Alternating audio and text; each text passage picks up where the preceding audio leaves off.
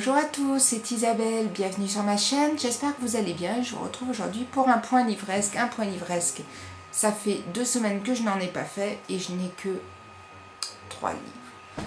3 livres parce que j'avais adoré un livre, et d'ailleurs je n'ai toujours pas fait la vidéo. Vraiment ce livre, je l'avais lu à une vitesse, j'avais adoré et je suis tombée forcément sur un livre après qui m'a moins plu.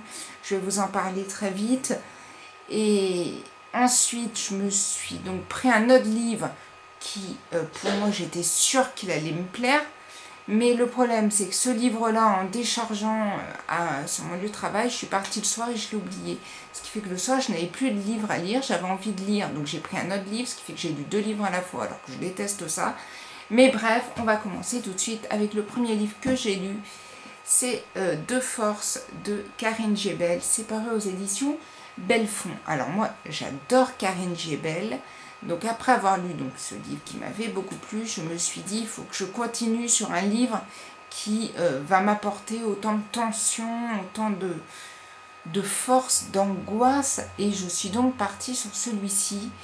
Je ne sais pas si c'était vraiment en fait très judicieux de faire comme ça. Mais l'histoire, donc c'est Maud, une jeune femme qui se fait agresser dans la rue. Et Luc qui vient à son secours, la sauve. Donc elle se retrouve à l'hôpital pour se faire soigner. Et donc ce jeune homme arrive, rencontre le père de cette jeune fille qui est un riche médecin. Et va donc expliquer ce qui s'est passé et va se retrouver en fait projeté dans la vie de cette famille richissime, mais ne se doutant pas de tout ce qui peut se passer en fait. Et là va se déclencher des lettres de menaces, des attaques, des intrusions dans leur maison, plein de choses. J'ai commencé le livre, je me suis dit super, ça commence super bien, vraiment ça va me plaire. Et après, j'ai trouvé ça un peu loin. Je ne sais pas si je suis la seule, mais au bout d'un moment, je m'enlisais un peu dans ma lecture. Et je sentais la fin arriver, c'était pour moi, c'était tellement gros comme un camion que voilà, plus je lisais, plus je me disais, ben voilà, oui, donc c'est ça, il va se passer ci, il va se passer ça. Et moi, ce que j'aurais aimé justement, c'est que ce que moi je ne pensais ne se passe pas. Et tout s'est passé comme je l'avais prédit. Et moi, c'est ça que j'ai moins aimé. C'est-à-dire que déjà que je m'enlisais un peu, déjà que j'avais cette petite panne de lecture. Et en plus, ben, moi, tout ce que je voyais arriver est arrivé. Maintenant, l'écriture de Karine Jebel, c'est toujours génial. Elle a vraiment ce don pour nous transporter dans l'histoire, pour aussi donner énormément de richesse à ces personnages. C'est un gros plus, même si moi j'ai du mal à m'identifier ou à m'accrocher à certains personnages, elle a quand même le don de nous les faire aimer ou de nous les faire détester, ou de ne pas trop savoir en fait qui est bon, qui n'est pas bon, qui est mauvais, qui est le méchant, qui est le gentil, bref. Mais si vous aimez Karine Jebel, je ne peux que vous encourager à découvrir celui-ci.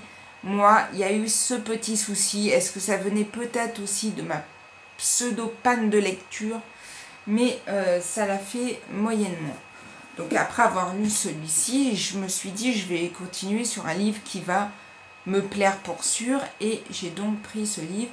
Je suis toujours avec Christian Signol, mais celui-ci je ne l'avais pas lu, c'est son dernier, c'est paru chez Albin Michel, ça s'appelle Se souvenir des jours de fête. Et je vous avais parlé du tome 1 il y a très peu de temps, et là j'ai un gros blanc. Alors je vais essayer quand même de me rappeler le nom de ce livre. C'était Nos si beaux rêves de jeunesse, qui était donc le tome 1, et Se souvenir des jours de fête et la suite. Et comme je l'avais prévu, moi c'est un régal, c'est toujours un bonheur de lire ces livres. Les personnages m'avaient beaucoup plu dans nos si beaux rêves de jeunesse que j'étais tellement heureuse de retrouver Mélina, de retrouver Étienne, même si dans les trois quarts du livre ils sont séparés parce que c'est la période de la guerre et tout, mais moi c'est le seul auteur de ce genre que j'aime parce qu'il arrive à me porter, il arrive à toujours m'amener des moments de joie, de bonheur, des moments de tristesse et d'émotions tellement fortes qu'à la fin de chaque livre, je verse toujours ma petite larme. Et là, j'étais chez le coiffeur quand je l'ai terminé et j'étais là en train d'essayer de me retenir, de ne pas verser ma petite larme parce que c'est hyper émouvant. C'est beau, c'est magnifiquement écrit, ça fait du bien, c'est une page aussi de l'histoire, c'est des gens qui n'ont pas existé forcément, mais qui auraient pu exister. Et là, franchement, pour moi, c'est le meilleur auteur du genre. Donc si vous avez envie de découvrir Christian Signol, je ne peux que vous inviter à le faire. Et on va donc terminer par le troisième livre que j'ai lu, parce que celui-ci j'avais oublié, que j'ai lu un petit peu en même temps. Et là c'est un livre, bon c'est pas trop ma tasse de thé, donc c'est Désolée je suis attendue d'Agnès Martin-Lugan. Alors c'est vrai qu'à la base, bon c'est pas trop le genre de livre que moi j'aime, un peu romancé, mais elle arrive très bien à le faire et elle le fait tellement bien qu'on se laisse porter par l'histoire, qu'on s'attache aussi aux personnages parce qu'ils sont tous différents et moi j'aime beaucoup. J'avais beaucoup aimé Les gens heureux, lisent et boivent du café, même si la fin m'avait un peu déçue parce que c'était pas la fin que j'attendais. Je lirai le tome 2 très vite, la suite.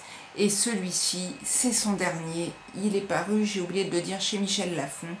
C'est voilà, c'est du très bon Agnès Martin-Lugan.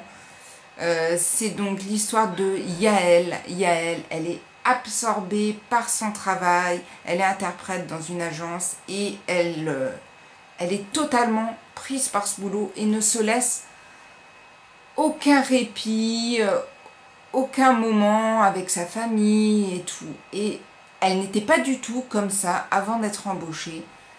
Et elle va se retrouver un petit peu prise dans cette histoire, se rappeler du passé parce qu'il y a un homme qui avait disparu, c'était un homme qu'elle aimait, qui avait disparu quand elle était jeune et qui réapparaît là dans sa vie. Et cet homme-là va aussi réveiller plein de choses.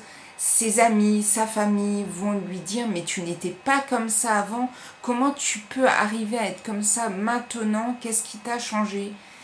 Et elle va petit à petit se rappeler du passé, se remettre un peu en question. Alors des moments, on croit qu'elle y arrive et non, enfin c'est vraiment un livre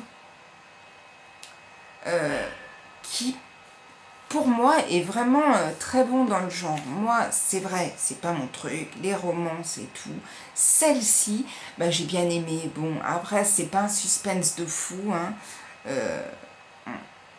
On se doute très vite de ce qui va se passer, on se doute très vite de la fin, mais c'est un roman qui fait du bien, c'est un roman qui se lit facilement, c'est la vie d'une personne lambda, parisienne, absorbée dans son boulot, et c'est un très très très bon livre d'Agnès Martin-Lugan. Et j'en ai fini avec ce point livresque hyper rapide. Les 3 livres que j'ai lus, le De Force de Karen Djebel, le Christian Signol que j'aime toujours autant et le Agnès Martin-Lugan. Désolée, je suis attendue. Si vous avez lu ces livres, n'hésitez pas à me laisser vos commentaires en dessous de la vidéo. Moi, ça me fait toujours plaisir d'échanger avec les gens, de parler de livres et je vous retrouve très vite pour une prochaine vidéo. Et en attendant, prenez soin de vous. Ciao, ciao!